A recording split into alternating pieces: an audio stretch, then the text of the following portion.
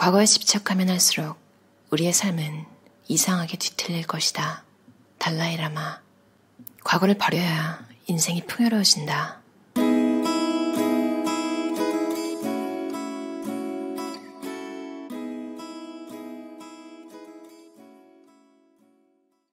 가장 빠르고 쉬운 기분 전환법은 집 정리. 이런 상황을 상상해보자. 지인이 갑자기 전화를 걸어서는 당신 집 근처에 잠깐 왔는데 들러도 되냐고 묻는다. 물론이죠. 기다리고 있을게요. 라고 주저없이 대답할 수 있는가? 아니면 안 돼요. 내가 나갈게요. 라며 허둥지둥할 것인가? 당신은 어느 쪽인가? 잘 정리된 집은 그 집에 사는 사람의 상태를 반영한다. 구석구석 말끔히 닦인 바닥, 제자리에 착착 열맞춰 놓인 집기들은 그 집에 사는 사람의 마음 또한 잘 정리되어 있고 안정되어 있음을 보여준다. 반대로 발디딜 틈도 없이 집안을 어지럽히거나 불필요한 물건을 쌓아두는 사람이라면 대체로 머릿속이나 마음속도 마구 뒤얽혀 있을 가능성이 높다. 일전에 집안에 잡동사니를 쌓아두는 사람들에 대한 텔레비전 다큐멘터리 프로그램을 본 적이 있다. 낡아 빠진 셔츠에서부터 먹고 남은 과자봉지까지 온갖 불필요한 물건을 버리지 못하고 계속 쌓아두었다. 한눈에 보기에도 증상이 심각했다. 집주인들의 정신상태를 분석해보니 강박장애를 앓고 있는 사람들이 많았다.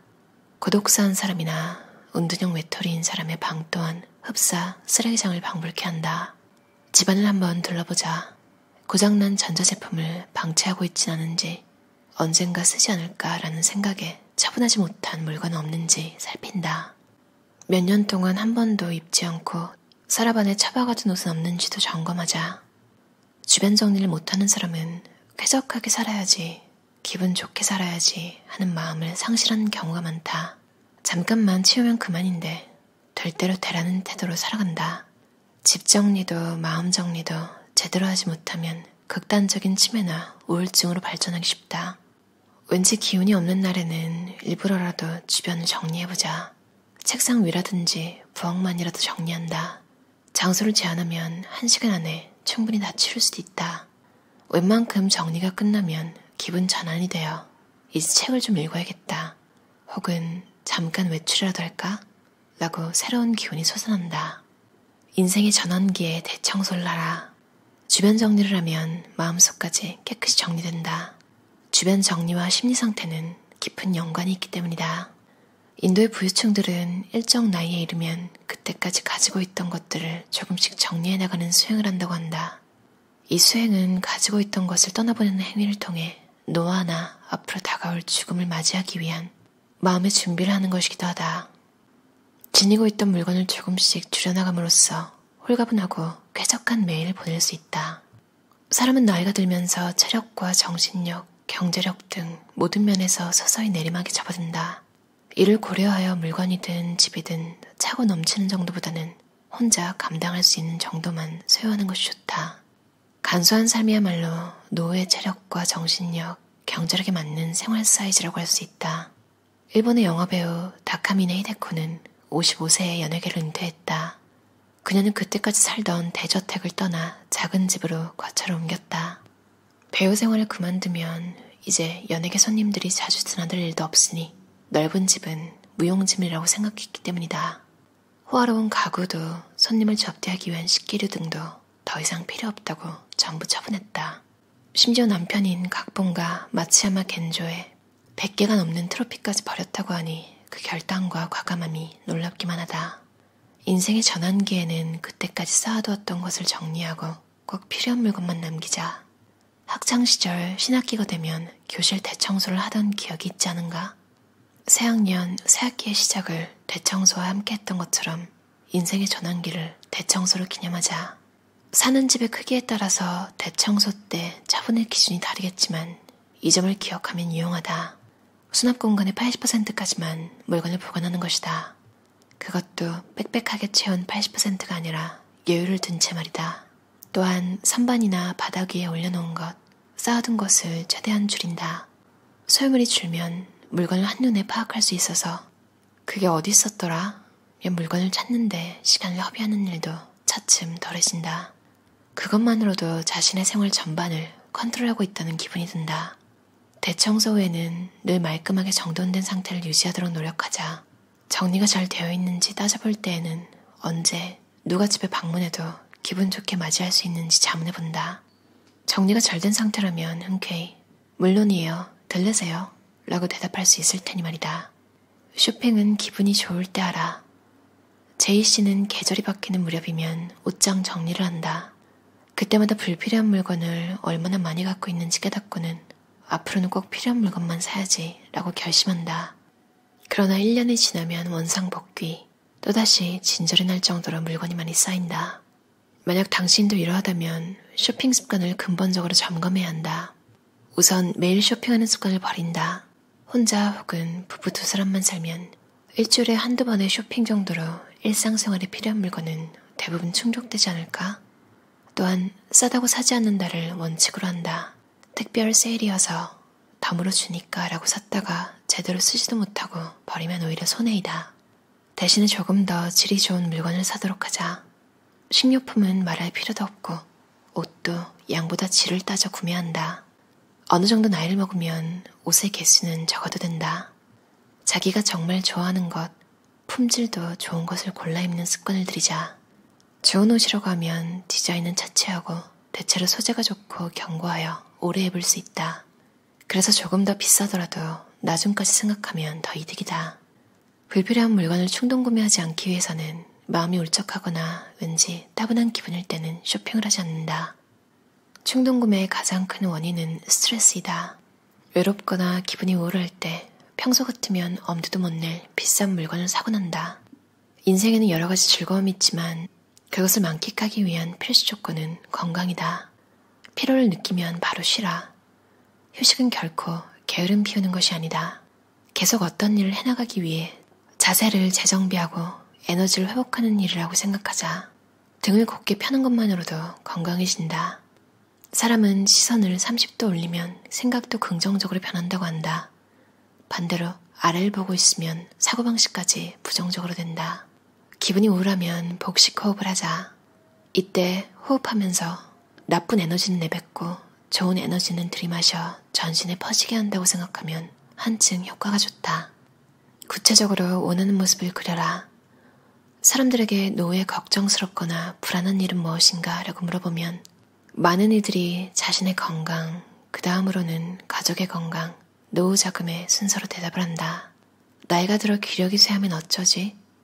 아플 때 의료비나 요양비는 어떻게 감당할까? 등의 걱정으로 노후를 어둡게 전망한다.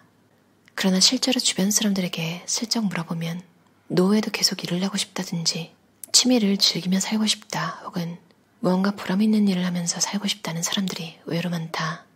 노후가 올 때까지 아직은 시간이 있다고 생각하는 50대와 노후가 코앞으로 다가온 60대 전후는 절실함의 차이가 있을 것이다. 40대라면 몰라도 50대가 되면 노후의 유유자적하고 싶다 혹은 보람 있는 일을 하고 싶다는 막연한 생각에서 한 걸음 나아가 좀 더 구체적으로 노후의 이미지를 그리기 시작해야 한다. 즐겁지 않으면 살아가는 의미가 없다. 노후는 마음속에 즐거움을 가득 안고 사는 그런 시기이다. 인간은 언제나 삶의 목적을 가지고 자기 의지대로 살아가길 원하는 존재다. 그래서 딱히 해야 할 일이 없는 노후의 일상은 한창 일하던 시절 상상했던 천국 같은 매일과는 조금 다르다. 퇴직 후 매일 무료하게 지내다 보면 점점 기력도 떨어지고 우울증에 걸리고 마는 사례도 많다. 유유자적만으로는 기력을 유지하거나 삶의 활기를 찾기 어렵다. 별것 아닌 일도 재미있어 하는 습관을 들이자. 어릴 때는 하루하루 가슴 두근거리는 일이 얼마나 많았던가. 그저 특이한 모양의 구름을 발견하거나 외발 자전거를 탈 수 있게 되기만 해도 재미있었다. 그러나 머리가 굵어지면서 학교에서는 시험 공부에 쫓기고 사회에 진출해서는 늘 경쟁에서 이겨야 한다고 등 떠밀려 왔다. 어느새 가슴 두근거리는 일은 사라지고 지금은 무엇을 봐도 설레는 일이 별로 없다. 그런 감정이 습관처럼 완전히 자리 잡아서 웬만한 일로는 자극이 되지 않는다. 어지간한 일로는 감격하지도 않는다. 이런 조짐이 보이면 서둘러 마음을 재정비하자. 무엇 하나 재미없는 세상을 재미있게 살아내는 것은 마음먹기에 달렸다. 평상시에 유머 감각을 기르자. 노후가 가까워지면 유머 감각을 꼭 기르도록 하자. 유머는 마음의 여유와 지성을 바탕으로 생긴다. 나는 정신과를 찾아오는 환자에게 일부러 농담을 할 때가 있다. 만약 환자가 조금이라도 웃어준다면 그렇게까지 심각한 상태가 아니다. 그러나 농담을 듣고도 아무 반응이 없다면 확실히 문제가 있는 경우가 많다. 아재 농담도 나쁘지 않다. 사는 보람을 찾으려고 애쓰지 않는다. 대체 사는 보람이란 무엇일까? 별다른 게 아니다. 살아가는 데 의욕을 주고 살아있기를 잘했다고 생각하게 만드는 것이다. 스스로에게 의욕을 불러일으키는 일이 있다면 그게 무엇이든 사는 보람인 셈이다. 집을 잘 정돈하고 가끔 배우자와 자신을 위해 정성스럽게 요리를 만든다. 이런 일상에 스스로 만족한다면 그것으로 제대로 사는 보람이 있는 삶이라고 할 수 있지 않을까? 모두가 훌륭한 애라고 칭송하는 일을 해야만 하는 보람이 있다는 생각이 근본적으로 잘못되었다. 그런 착각에 빠져있으면 노후가 짐스럽게 느껴질 것이다.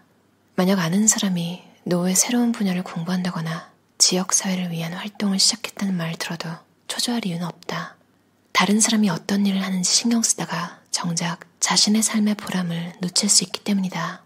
누구나 다 넘치는 에너지로 새로운 삶에 도전해야 노후의 보람을 느끼는 것은 아니다. 자신만의 사소한 기쁨도 노후를 보람있게 만들기 충분하다. 인생을 50년 정도 살다 보면 다른 건 몰라도 자기 자신에 대해서는 어느 정도 알게 된다. 이상이나 바람에 닿지 못하더라도 앞으로도 그런 나와 함께 남은 인생을 잘 헤쳐나가야 한다. 그렇다면 자기 부정으로 치닫지 말고 있는 그대로의 자신을 좋아한다고 당당히 말할 수 있는 사람이 되어보자. 내가 봐도 이런 점은 썩 괜찮은 것 같아 라고 생각했던 부분을 크게 칭찬하는 것이다. 자신을 칭찬하는 습관이 몸에 배면 점점 자기 자신이 좋아진다. 있는 그대로의 나를 좋아하면 서서히 늙어가는 자신의 모습까지도 순수하게 받아들일 수 있을 것이다. 스스로를 아주 좋아한다고 자신있게 말할 수 있는 사람에게는 은은한 석양이 비추듯 행복감으로 충만한 노후가 기다리고 있다. 건강하게 살아있으면 더 이상 바랄 것이 없다. 이러한 생각을 지니고 살면 노후에 대한 불안도 말끔히 사라진다. 우리가 감사하다, 만족스럽다, 기분이 좋다, 행복하다고 느끼면 행복물질이라 불리는 화학물질 아난다마이드가 많이 분비된다. 아난다마이드는 대뇌의 전두엽을 자극해서 그 움직임을 최고 수준으로 높인다. 전두엽은 뇌의 관제탑이라고 할 만한 부분인데 이곳이 활발히 움직이기 시작하면 대뇌 심폐질 또한 불가동한다. 그 결과 사고 능력이 활성화되어 창조력이 좋아진다. 긍정적인 정신 상태는 교감신경을 자극하여 의욕이 생기게 하는 호르몬 노르 아드레날린도 많이 분비된다. 무탈이 살아있어서 감사하다는 생각이야말로 스트레스 없는 행복의 나날로 이끄는 열쇠다. 아무리 나이를 먹었다고 해도 배울 수 있을 만큼은 충분히 젊다. 아이스킬로스. 독일의 문학가 괴테는 이런 말을 남겼다. 나이를 먹는다는 것은 이미 새로운 일이 시작되었다는 뜻이다. 괴테는 82년이라는 긴 생애 동안 여러 일을 했다. 젊었을 때는 법률가로 일하며 자연과학과 연금술 연구에 몰두하는 한편 시와 소설도 썼다. 인생의 후반기가 되어서야 문학을 외길로 삼았다. 허무함에서 벗어나 기운을 찾으려면 노후의 새로운 목표나 삶의 보람이 필요하다. 그렇다면 노후에는 정말 하고 싶은 일을 해보면 어떨까? 생업 때문에 미뤘던 공부나 취미 등 무엇이든 좋다. 나이든 이제 와서 새로 시작할 수 있을까? 라는 걱정은 접어두자. 노후가 지는 가능성은 생각보다 대단하다. 나이 들었다고 무언가 시작하려는 마음까지 포기할지 새로운 인생을 개척할지 택하는 것은 물론 당신의 자유다.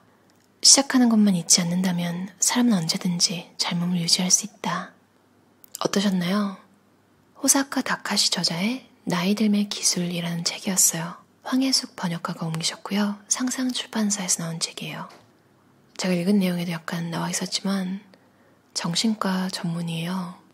아까 읽은 부분 중에 되게 별거 아닌 것 같은데 정말 많은 면을 보여주는, 그쵸, 농담을 딱 해보면 그거에 웃거나 약간이라도 반응을 하면 그렇게 심각한 상태는 아니라는.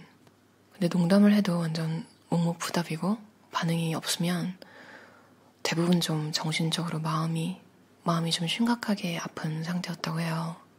그만큼 유머가 많은 부분을 좀 힘든 면을 그나마 조금은 가볍게 받아들일 수 있도록 좀 털고 앞으로 나아갈 수 있도록 많이 도와주잖아요.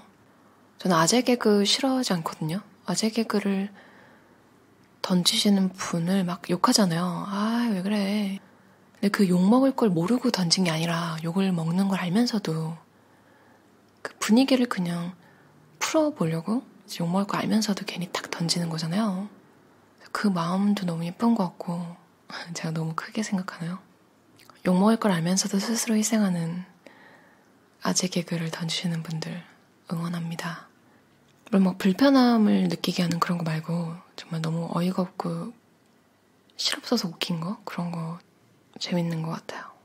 그리고 좀 약간 사람마다 그게 다를 수 있겠는데 다가가기 쉬운 게 편한 사람, 다가가기 쉬운 게 싫은 사람이 있을 것 같아요. 그러니까 다가가기 쉽다는 게 어떤 사람한테는 칭찬이고 어떤 사람한테는 욕으로 느껴질 수도 있는 거죠. 내가 만만해 보여? 막 이렇게 받아들이시는 분도 있고. 근데 이제 유머를 일단 구사하시는 분은 겉모습이 아무리 막 포스가 엄청나서 막 말도 못 붙이게 그런 아우라를 풍기셔도 먼저 스스로 농담을 던지면 아, 나한테 말 걸어도 돼요? 이런 인상을 줘서 좀 다가가기가 편해지는 것 같아요. 맞아요. 그리고 제가 제일 처음 읽었던 책에 나와 있던 달라이라마의 명언, 과거에 집착하면 할수록 우리의 삶은 이상하게 뒤틀릴 것이다. 맞아요. 나를 가만히 좀 기분이 안 좋을 때 가만히 내버려두면 거의 막 20년 전 막 이럴 때 내가 어떻게 할 수 없었던 일? 아, 이랬다면 어땠을까? 그거 이렇게 했으면 어땠을까? 지금 어떻게 할 수 없는 일 갖다가 막 혼자 망상에 빠져서 우울해지고 막 그런 날도 있는 것 같아요. 그런 느낌이 딱 들 때는 딱 정신 차리고 현재로 딱 다시 돌아와서 진짜 할 게 없으면 방바닥이라도 좀 닦거나 싱크대라도 닦자. 이제 차라리 그게 내 인생에 훨씬 도움되는 것 같더라고요. 왜냐면 싱크대 반짝거리면 기분 좋잖아요. 그리고 다들 한 번쯤 들어보셨겠지만 실버타운 이런 게 숲속에 있고 막 시골에 있으면 처음에는 막 그래 이제 은퇴지 이제 편하게 살아야지 하시다가 도시에 사시던 분들은 뛰쳐나오신대요. 이제 왜냐면 평생 도시에 살았는데 갑자기 그 조용한 곳에서 사는 게 적응이 막 쉽게 될 리가 없잖아요. 막 휴양지 이런 곳에 있는 것도 막 바닷가 처음에는 와 진짜 아니 이런 천국 같은 곳에서 매일 살 수 있단 말이야? 바닷가를 걷다가 그 다음날 이제 똑같은 바다 그 다음날도 똑같은 바다 이걸 계속 하다 보면 계속 뭔가 변화가 있는 도시가 그리워진다고 하더라고요. 그래서 내가 어떤 성향인지에 따라서도 미래에 대한 구상, 어떻게 살 건지, 어디에 정착할 건지 이런 것도 되게 중요한 것 같아요. 줄리아 카메론이 쓴 아티스트 웨이라는 책에서도 본 것 같아요. 약간 몸에 노화가 오면 이제 뭐 계단이 좀 힘들다거나 뭐 이럴 수도 있잖아요. 그거에 따라서도 그렇고 그리고 뭔가 좀 자그마한 동네, 교감이 더 이루어질 수 있는 주민들과 그런 곳으로 이사를 가게 되기도 하고 이제 좀 시기에 맞는 동네가 있는 것 같아요. 내가 마음이 편한, 내가 조금 더 행복할 수 있는 동네. 마음에 드는 곳이 정말 딱 정해지면 과감하게 옮겨보는 것도 되게 좋은 것 같아요. 저도 사는 동네에 따라서 제 기분? 그러니까 매일매일의 기준이 되는 감정 같은 거 있잖아요. 그런 게 되게 다르더라고요. 저는 원래도 좀 안 나가고 코로나라서 지금은 다들 좀 사람을 안 만나고 계시잖아요. 그래서 좀 이런 시기에다가 제 성격도 좀 맞물려서 저는 좀 아직은 번화가에서 사는 걸 좋아해요. 그러니까 나는 집 밖을 안 나가지만 내가 바깥만 보면 이제 사람들이 놀고 있는 어떨 땐 되게 시끄러운데 어떨 때는 저는 이게 되게 편하더라고요. 내가 굳이 막 밖으로 나가서 사람들 속에 있지 않아도 그냥 발코니에 앉아서 나도 이렇게 음료수 한 잔 들고 그냥 밖을 바라보면서 편하게 그걸 마시면 사람들이 노는 소리 막 들리고 근데 이런 생각도 들어요. 언젠가는 이게 질릴 것이다. 사람들이 노는 소리가 되게 시끄럽게 다가오는 날이 올 것 같다. 그때 되면 또 조용한 동네로 옮기지 않을까. 그리고 이 책에 참 인간관계는 언제든지 이제 인생의 어느 순간이든지 참 힘든 것 같아요. 디오게네스가 한 명언이 책에 나와 있었는데요. 이게 딱 정답인 것 같아요. 사람을 대할 때는 불을 대하듯 하고 다가갈 때는 타지 않을 정도로 멀어질 때는 얼지 않을 만큼만 하라. 나는 나, 남은 남이라는 삶의 모토를 갖자. 사람들이 갖는 여러 가지 문제의 대부분은 다른 사람과 자신을 비교하는 데서 시작합니다. 남은 남, 나는 나다. 지금껏 당신은 나름대로 열심히 살아왔다. 나의 행복, 지금의 행복만을 바라보자. 여러분의 행복, 지금의 행복만을 바라보는 그런 하루 보내시길 바랄게요. 들어주셔서 감사합니다.